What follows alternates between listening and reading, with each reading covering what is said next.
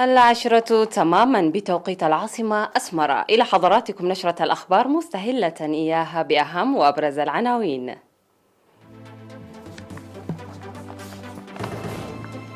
اختتام بطولة إريتريا للدراجات الهوائية 2021.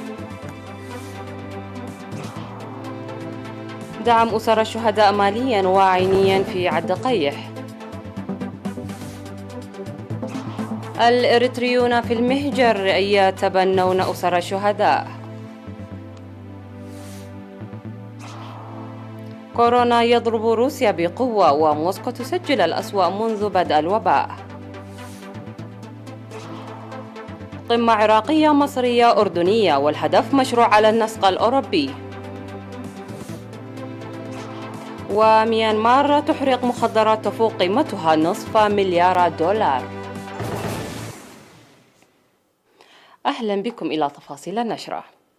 اختتمت اليوم الأحد 27 من يونيو بطولة إريتريا للدراجات الهوائية بسباق 155 كيلومتر للكبار على طريق سلع دعرو مندفرة وسباق تحت عمر 23. وفاز في سباق الكبار الذي انطلق من سلع دعرو وصولا إلى مندفرة وإلى شكتي ثم مندفرة وعودة إلى سلع دعرو. فاز المتسابق داويت يماني من فريق أسبيكو بزمن 3 ساعات و48 دقيقة و42 ثانية. وجاء ثانيا المتسابق الدولي مرهاوي قدوس عضو فريق أستنا الكازاخستاني ب3 ساعات و50 دقيقة.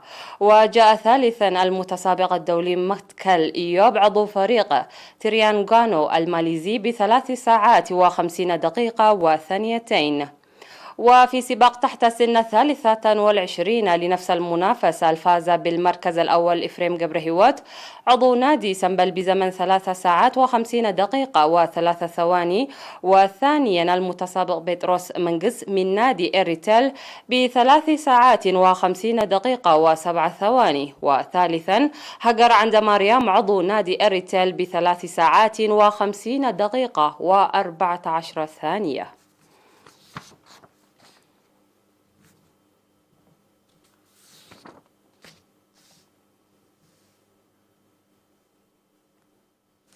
قدم السكان في مديرية عد قيح حوالي 130 ألف نقفة وأكثر من 10 كنتال ذرة لأسرة الشهداء.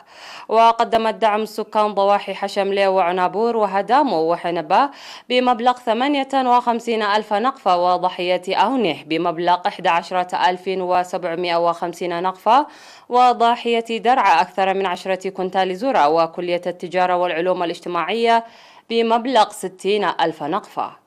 وتعهد سكان ضواحي حشملة وعنابور وهدامو وحنبة على مواصلة الدعم. وقال نائب عميد كلية التجارة والعلوم الاجتماعية الدكتور ولدة سائت ولده إن الدعم الآلي مقدم من المعلمين والطلاب وعمال الكلية. ودعا مدير مديرية عد قيح السيد هبتايتس فازقي جميع المؤسسات ورجال الأعمال لحزو هذا العمل النبيل.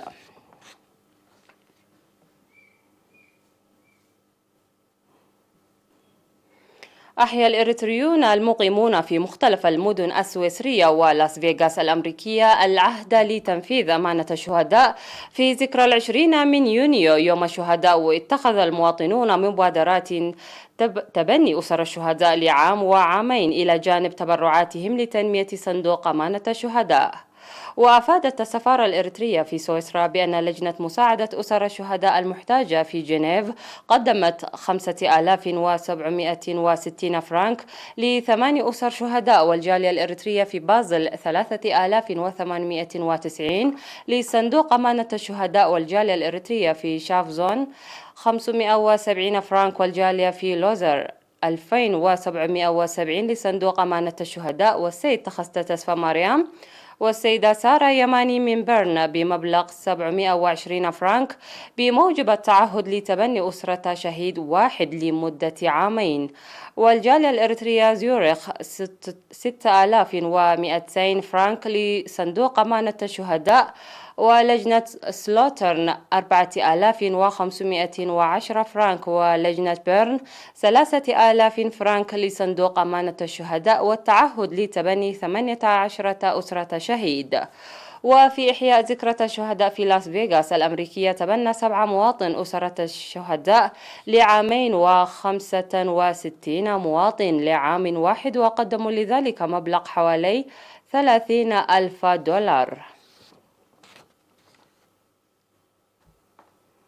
اختتمت يوم 25 من يونيو مسابقة بويا في التاريخ المنظمة في الإقليم الأوسط بمناسبة الذكرى 30 للاستقلال. وأوضح مسؤول الاتحاد الوطني للشباب والطلبة في الإقليم الأوسط السيد سامسون كفلي الهدف من المسابقة، وقال إن تصفيات المسابقة أجريت في 37 وزارة ومؤسسة وإدارة مديرية، ووصل 12 متسابق للنهائيات. وسيمثل الفائزان الأول والثاني الإقليم الأوسط في المسابقة التي ستجري على مستوى الوطن. وأوضح حاكم الإقليم الأوسط السيد فسحية هايلة أن تاريخ إريتريا تاريخ جيل الشباب، وأن المسابقة تساعد الشباب للتعرف على تاريخ وطنهم، ومن المهم المشاركة والدور الواعي للشباب في هذه المرحلة المبشرة. وقدمت الجوائز للفائزين والشهادات التقديرية للمؤسسات المساهمة.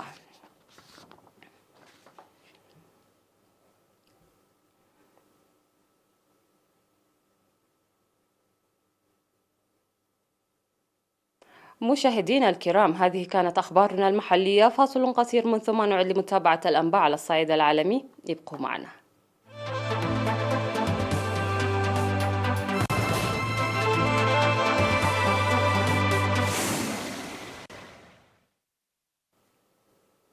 مرحبا بكم مجددا. أعلنت موسكو عددا قياسيا من الوفيات جراء كوفيد-19 في الساعات 24 الأخيرة، في مؤشر على تواصل تدهور الوضع في روسيا التي ترزخ تحت وطاء نسخة كورونا المتحورة دلتا. وأشارت بيانات رسمية أوردتها وكالات الأنباء الروسية إلى أن موسكو سجلت 144 وفاة خلال 24 ساعة في أسوأ حصيلة منذ بدء الوباء. وسجلت سان بطرسبرغ ثاني المدن الروسية حصيلة وفيات قياسية بلغت 107 حالات. وقال فريق العمل الحكومي المعني بمكافحة الجائحة إن 599 شخصا توفوا خلال الساعات 24 الماضية، ليرتفع حصيلة الوفيات إلى 133,282. هذا ودخل تدابير الإغلاق حيز التنفيذ في سيدني في مسعى لاحتواء موجة إصابات جديدة بفيروس كورونا ناجمة عن نسخة دلتا المتحورة الأكثر عدوى والتي تثير القلق حول العالم.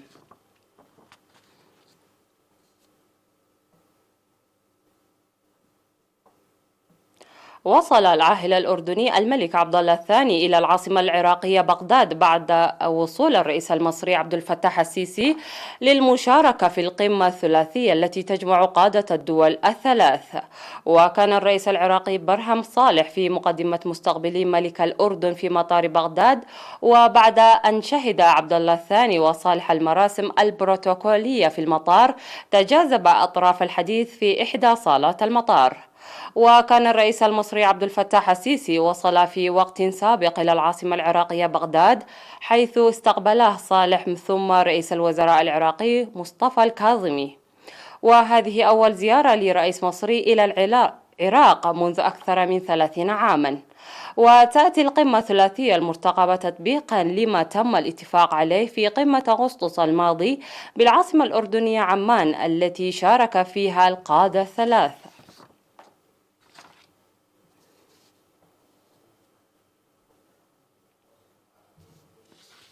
أحرقت السلطات في ميانمار مخدرات تفوق قيمتها نصف مليار دولار في أنحاء البلاد، تشمل الأفيون والهيروين، في وقت حذر الخبراء من أن المهربين كيفوا أساليبهم مع قيود السفر المرتبطة بجائحة كوفيد واستأنفوا نشاطهم.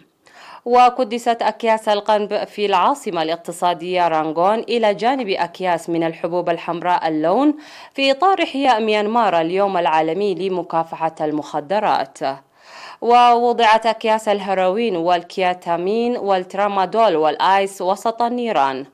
وأتلفت مخدرات تقترب قيمتها من 668 مليون دولار، تشمل 224 مليون قرص ميثامفيتامين في 3 مدن. وكانت الهيئة الدولية قد حذرت من تدفق أكبر للمخدرات في وقت يسجل اقتصاد ميانمار تراجعا في عقاب أسابيع من الاضطرابات في أنحاء البلاد واضطرابات بعد سيطرة الجيش على السلطة.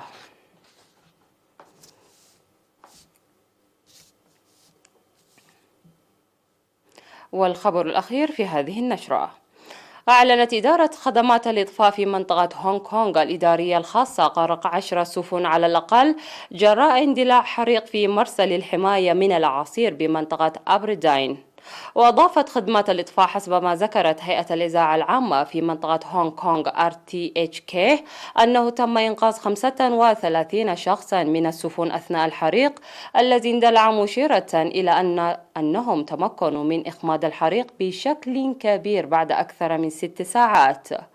واستخدمت إدارة خدمات الإطفاء 11 جهاز مراقبة إطفاء القوارب و8 طائرات، وحشدت 4 فرق بأجهزة التنفس لمكافحة الحريق.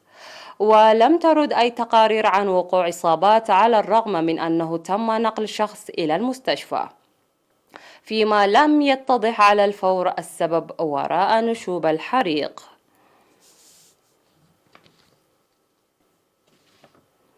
مشاهدينا، هذه كانت نشرتنا لهذا المساء. قبل أن أختم النشرة اسمحوا لي أن أذكركم بأهم ما جاء فيها. اختتام بطولة إريتريا للدراجات الهوائية 2021. دعم أسر الشهداء ماليا وعينيا في عالدقيح. الإريتريون في المهجر يتبنون أسر الشهداء. كورونا يضرب روسيا بقوة وموسكو تسجل الأسوأ منذ بدء الوباء. قمة عراقية ومصرية أردنية والهدف مشروع على النسق الأوروبي. وميانمار تحرق مخدرات تفوق قيمتها نصف مليار دولار. ختام النشرة، إلى اللقاء.